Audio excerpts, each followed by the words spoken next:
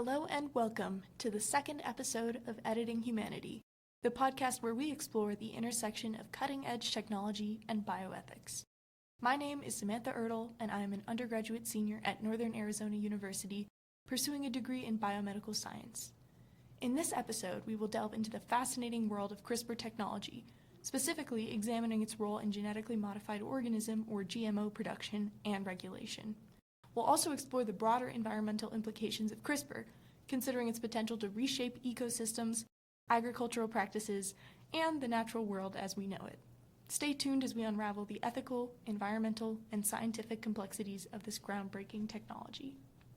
Joining me on today's episode is Dr. Sneha Vissa, a doctorate recipient from NAU whose expertise lies in forest entomology, ecology, research, and scientific communication. She has experience teaching lower, mid, and upper division collegiate courses, and she's also experienced in field and lab research, scientific publishing, public outreach in science, and scientific mentorship. Her scientific publications, including topics such as the symbiotic relationship between bark beetle systems and their biogeochemical impacts, are available on sites such as ResearchGate and Google Scholar. Additionally, she runs a YouTube channel, which will be linked down below. Please go check it out. So before we get into the discussion with Dr. Vissa, I wanted to discuss some elements of how CRISPR technology has been used in agriculture thus far. One example would be for crop improvement, so in instances such as disease and pest resistance and drought tolerance, where you have crops like wheat and rice being edited to resist fungal infections and blight, and to make crops resistant to pests such as the corn rootworm and tolerate drought. Additionally, nutritional enhancements such as rice developed with increased levels of beta-carotene to address vitamin A deficiency, and enhanced protein content such as soybeans and peas. Additionally, crop yield and reducing environmental impact of agriculture can sometimes be ways that CRISPR can be used to modify plants so that they can grow with fewer fertilizers, require less water, grow faster, yield more fruit, increase resistance to environmental factors, and all of these are crucial when we're talking about global food supply chain and ensuring that going forward agriculture can withstand the burden of ecological impacts of global warming and climate change. But there are some challenges and ethical considerations to take into account, which is what we're going to delve into in today's episode. So despite the promise of CRISPR in agriculture, the technology also raises several concerns, including unintended consequences such as impact on the ecosystem or the food itself, and the worry about potential gene flow, effects where modified genes could spread to wild relatives. Additionally, we need to address regulatory and labeling issues, such as how some countries have very strict regulations, such as in Europe, on genetically modified organisms, which might limit the acceptance and use of CRISPR, and whether or not they should be labeled in the same way as traditional GMOs, or if CRISPR-edited crops should have their own designation. Additionally, broader ethical concerns about human intervention in nature, as well as corporate control over the food supply, which is kind of one of the main areas of this episode, is going to be talking about how corporate interests and how financial interests can have an impact on how much we are willing to overlook in terms of the ethical considerations and challenges for the environment in CRISPR and in GMOs. So, as CRISPR technology comes to evolve, its potential in agriculture remains vast, from developing more resilient crops to addressing food security and sustainability challenges. CRISPR could play a critical role in feeding a growing global population amid a changing climate. However, the technology's ethical, regulatory, and environmental challenges will require careful consideration and oversight. With continued research and dialogue, CRISPR could be the key to a new era of agriculture, one that is more productive, sustainable, and efficient. But how society chooses to regulate and apply this technology will shape the future of food and farming for generations to come. Now we're primed for the episode. Let's get into it. Coming to you live from Production Studio 1 at Klein Library in the studios.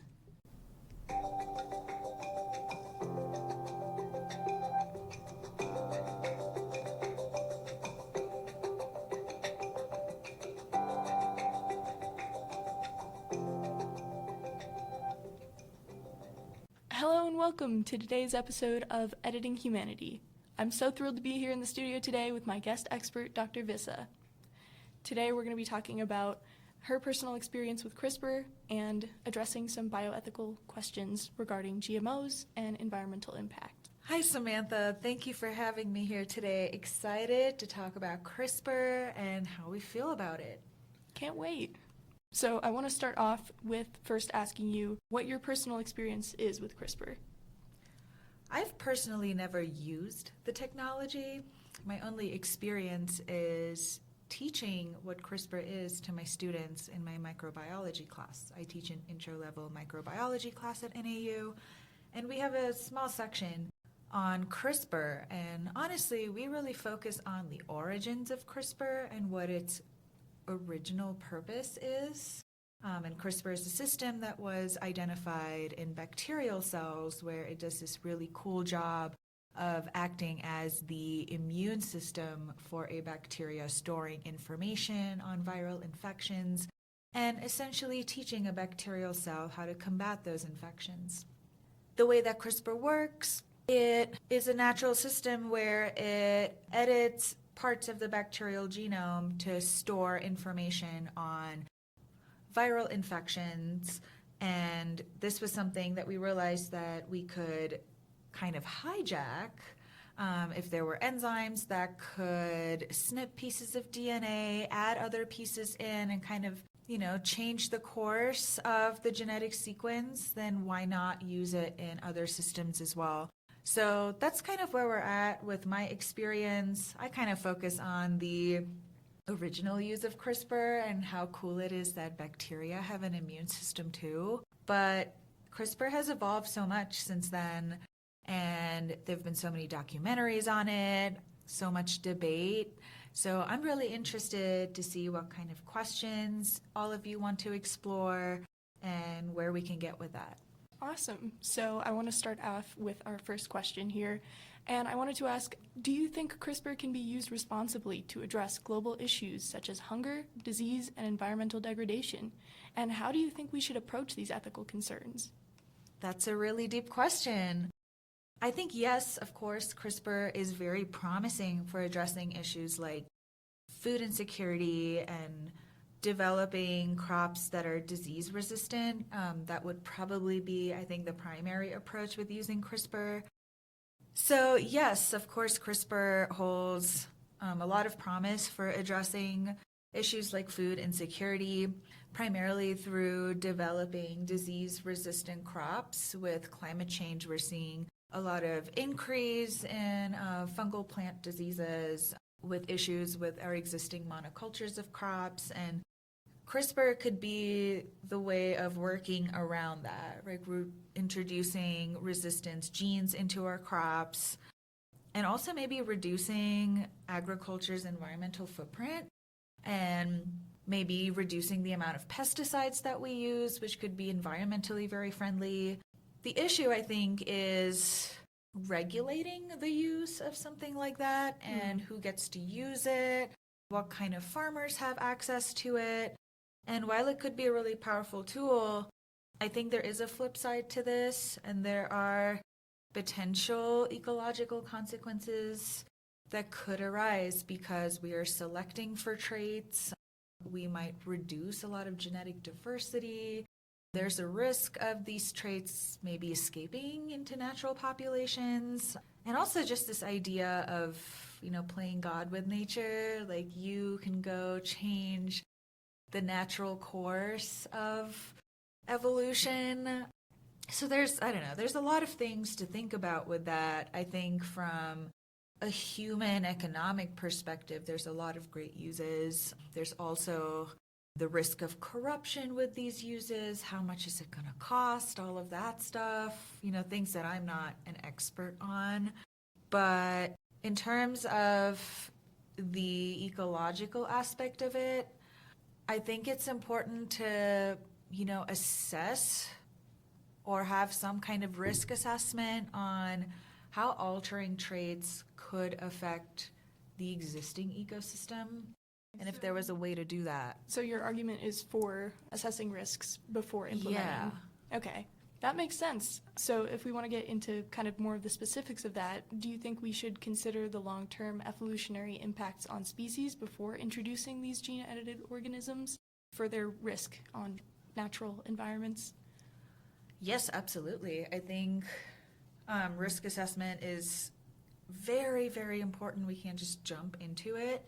And long-term evolutionary impacts is not really much of an economic concern. So it's something that people are more likely to just look over and not consider, which is why I think it should be in some kind of protocol as one of the things to look into and consider, because we're editing genes, we're changing what traits are passed on to future generations, what's inherited by future generations. And while, traits that are engineered for agricultural purposes or conservation purposes might start out with good intention, it is possible that they spread unpredictably. We're not really considering natural mutations that could be occurring in conjunction with all of these things. We're potentially, disrupting biodiversity and any existing ecological interactions that may be trait-based that we still haven't figured out or don't understand. I mean, that's a lot of different things to consider. So I know we're a long ways away from this, but maybe having some sort of risk assessment model that has all these different variables in it could be really useful. So you're advocating for balancing the benefits of these increased agricultural productivity with the risks to natural ecosystems. Absolutely. The immediate need for this agricultural food security and stuff where kind of blinds us to the importance of large-scale ecological interactions and processes that drive the planet as it is. Really, we're looking at the short term of how, our food insecurity will be solved in the next few years, which is very, very, very important.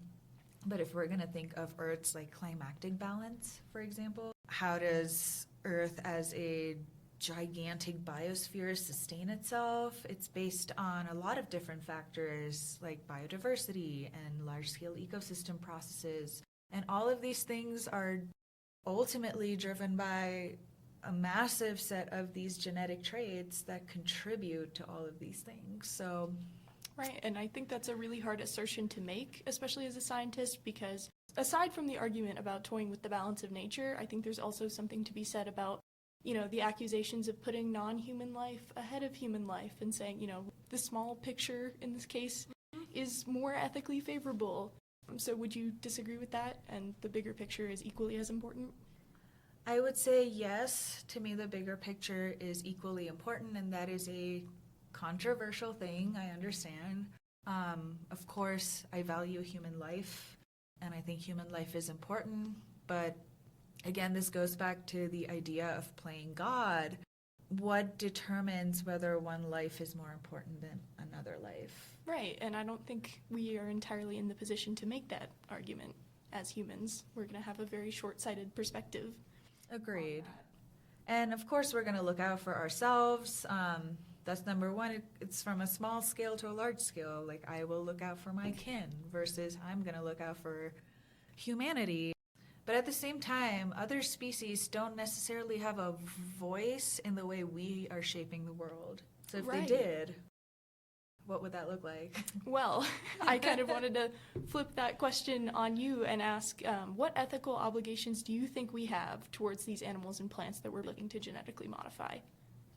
We're already doing that, right? We're already genetically modifying plants and animals. I think when working with animals, especially not to disregard plants in this aspect, but to minimize suffering. I know we have a lot of laws in place to kind of help with that, but honestly, being held accountable for putting an animal through something, considering the biodiversity aspect, because with plants, especially with our crops, we're going to be very fixated on promoting a very specific set of traits that we think are going to be beneficial to us, but then that disregards biodiversity. So maybe having some kind of respect for maintaining biodiversity on the planet would be really important.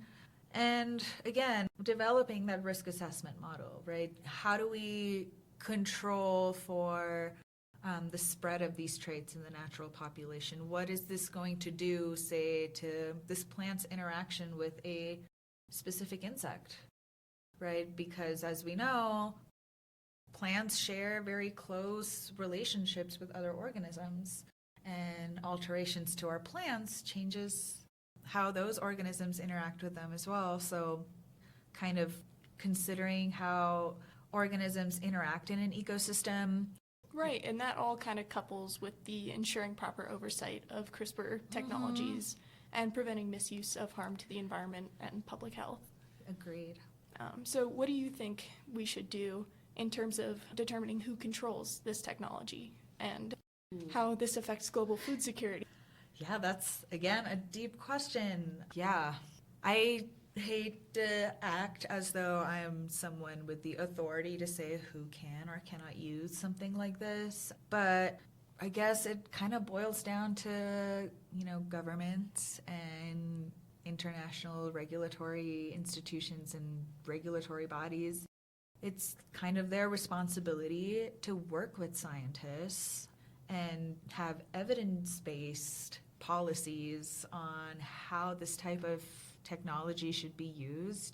So that kind of comes down to transparency in research. Scientists sharing their work with each other, being very open about it. That gets hard with competitive funding and people vying for positions, and ego gets in the way. Ultimately, that's what ego and greed gets in the way of these things. But as a scientist, as a plain old scientist, I think it comes down to just sharing your work, putting your work out there, publishing, sharing with other labs across not just your country, but internationally if you can. And then public engagement, talking to people about it. We publish our papers in journals that aren't accessible to people. So how do we get the word out about what CRISPR actually is? How does it work? What are the risks and what does it mean for the things that we've been talking about? So public engagement would be a really important thing when it comes to ensuring proper oversight so people can hold their governments or their institutions responsible. Right, and that's really important, especially when we're talking about kind of the rights of the consumer and your individual autonomy. When you're informed about these things, it's a lot easier to provide backing to scientists and stay informed about what you're talking about and prevent the spread of misinformation and disinformation, which, as we know, is all too common these days. Absolutely. I just kind of wanted to continue with the discussion and ask, what unintended consequences do you think CRISPR-edited organisms could have on the environment? What do you guess would be the implication? Yeah, that's a great question. So my background is primarily in ecology and plant-insect interactions. So something that kind of occurs to me is if you were to go ahead and engineer some super pest-resistant crop, I think that's a very short-term solution because we're underestimating coevolution. And that is going to result in probably a super pest, right? And this happens with antibiotics all the time. We see it faster because bacteria just grow so rapidly. And with plants and insects, maybe not as rapid, but it's going to happen. And when we overuse antibiotics, we end up with superbugs. So if we're going to super engineer our plants to be temporarily resistant, eventually the pests are going to catch up, and then we're going to end up with super pests. And how are we going to deal with that then? So are we just putting a Band-Aid on a bullet wound? Right. So that's one thing I can think of. And the other is, of course, going back to biodiversity and biodiversity loss, because we're just going to be pushing traits that we think are favorable, that should exist in the environment, disregarding all of the others with very little knowledge of what they do, how important they are, and how they contribute to global ecosystem processes. Right, and those are some vital considerations to take into account when we're looking at what the long-term effects of this could be ecologically. And I think there should definitely be some funding, for maybe some advisement from ecologists and people working in that field. Absolutely. Just to prevent any oversight and, like you said, short-sighted practices. Exactly. It's just kind of hard, though, with CRISPR because there's so many uses for it. And right now, I think the biggest bang for the buck is either medical uses or food insecurity. So I think it kind of boils down to having multiple panels of experts when it comes to determining how this is used. Right, and one case I can think of in specific is the release of genetically modified mosquitoes and the biotech related to that. That was a big case that happened within the last, I want to say, decade, where there was a biotech company looking into editing mosquitoes that carry dengue fever and basically releasing them into the environment and sterilizing the population without looking into kind of the long-term ecological impact of doing that. So I think there's definitely instances where governments should step in and say, hey, do you have anyone advising you on Absolutely. what could happen? But I know there is definitely a moral and religious obligation almost behind advocating against things like GMOs and CRISPR. People would say something like, the widespread use of CRISPR could lead to social debates about the limits of human intervention in the natural world. Are we playing God? Is this facilitating that? And do you think that these practices do have legitimate cause to violate moral and spiritual principles, or is it just more of a resistance to technology? Again, another deep question, and not discounting either side. Yes, in a way, it is human hubris of being able to change things as they are into something that we find favorable. On the other hand, though, if, let's say, CRISPR's not a thing, mutations exist naturally, right? So if we were to kind of use CRISPR in a moderate way, kind of simulating natural rates of mutation, for example, or, we're not necessarily hindering things as much as it seems to be. Obviously, we're not going to use it that way, and we're already not using it that way. There is a limit to it. I think genetic modification is not a dangerous thing if used, again, in moderation, and is something that we need. So, if you ate a banana this morning, you're relying on GMO. If you eat bread, you rely on GMO. What are you going to do? Not eat bread anymore? Just not eat any of your food anymore? All of it, including food that you might grow in your backyard, come from seeds that have been genetically modified. So there's no escaping it. There are moral issues that I can think of. There was a documentary on Netflix called Designer Babies. So, if you think about, people maybe editing the genome of unborn fetuses or perpetuating beauty standards, or, it is immoral. I don't know immoral from a religious standpoint or not. It kind of depends on your view of religion, how you practice it, how you feel about it. There are a lot of issues with CRISPR, but then there are some that could be life-saving, right? What if we could ensure that someone doesn't have to suffer muscular dystrophy or Lou Gehrig's, or, if we could help people in those situations. So, I don't know. I do have a controversial point of view in the sense that things like disease, they're a part of our population, and there's the geneticist argument of, well, everything has a natural control, so should we just let it play out or right. But that's definitely important to take into account, though. But it gets personal too, right? And it gets personal really fast. And I think there's been a lot of negative press about CRISPR, especially people in the health food sector talking about how GMOs are the devil and little to no experience in that field.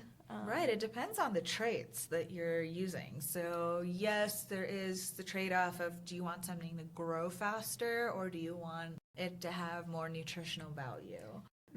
And obviously these concerns as you had mentioned, kind of play into the whole, we've been using agricultural techniques to cultivate desired traits in crops for thousands of years. It's just kind of how you look at it, I guess. But I completely agree. It's subjective. If you have little to no involvement in very specific religious or ethical principles, you wouldn't see a problem with it versus... Or you would. You just might not see it from that perspective. And it's purely evidence-based rather than emotionally driven. But I think CRISPR arguments definitely do incite kind of emotionally driven, especially when we talk about like designer babies. Less so ecological impacts, but I think there should be kind of an emotional driver there. Like we should be invested in our environment and in the implications that CRISPR could have. But I just wanted to say thank you so much for joining me and for being here.